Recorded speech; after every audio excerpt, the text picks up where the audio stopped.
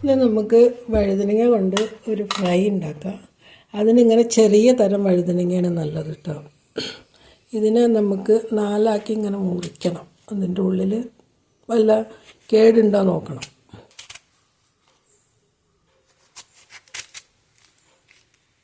കേടുണ്ടോ നോക്കണം നന്നായിട്ട്. ചെറിയ വഴുതനങ്ങേൻ്റെ ടേസ്റ്റ്. ഇത് കേടാണ്, അപ്പം 4 ഉള്ളൂ. അപ്പോൾ അത് മുറിച്ച് നമ്മൾ ഇതിൻ്റെ ഉള്ളിൽ ഉള്ളിൽ കേടൊക്കെ ഉണ്ടോ എന്ന് നോക്കണം. പിന്നെ 4 സ്പ്ലിറ്റാക്കി വയ്ക്കുക.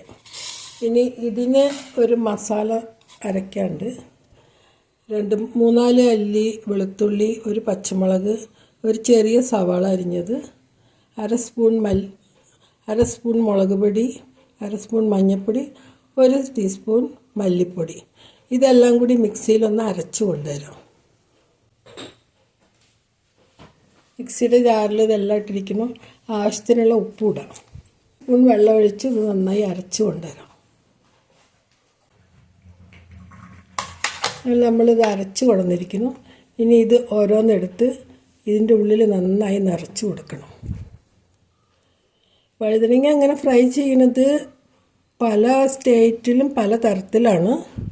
ഇത് നോർത്ത് ഇന്ത്യക്കാരുണ്ടാക്കണതാണ് കേട്ടോ, അവരുടെ മോഡലാണ്. തമിഴർ വേറെ സ്റ്റൈലിലാണ് ഉണ്ടാക്കുക.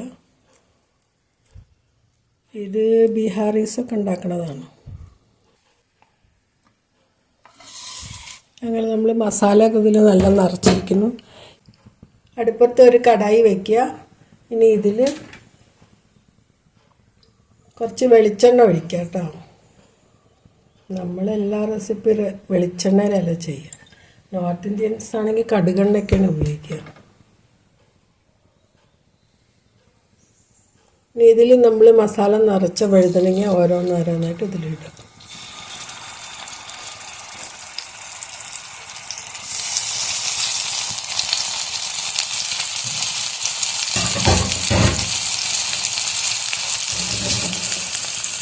ഇനി ഇത് സിമ്മറിലിട്ടിട്ട് തിരിച്ചും മറിച്ചും ഇട്ട് വേവിക്കണം.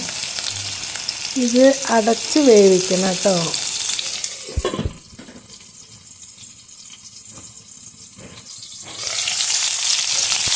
ഇടയ്ക്കൊന്ന് ഇളക്കി കൊടുക്കണം.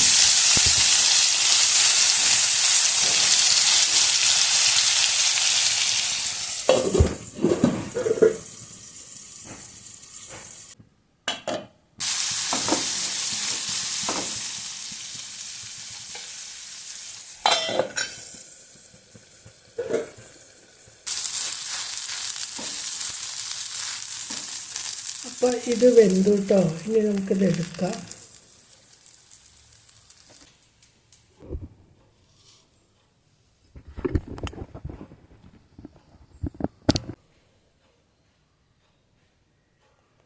അപ്പോൾ വഴുതനങ്ങ മസാല നിറച്ച് ഫ്രൈ ചെയ്ത് ഇവിടെ റെഡി ആയിരിക്കുന്നു. ഇത് ചോറിൻ്റെ കൂടെ ചപ്പാത്തിയുടെ കൂടെയൊക്കെ കഴിക്കാൻ നല്ല ടേസ്റ്റാണ്. അപ്പോൾ നിങ്ങൾക്ക് വീഡിയോ ഇഷ്ടപ്പെട്ടാൽ ലൈക്ക് ചെയ്യണം, ഒന്ന് സബ്സ്ക്രൈബ് ചെയ്യണം. അപ്പോൾ അടുത്തൊരു വീഡിയോയിൽ കാണുന്നവരെ ബൈ.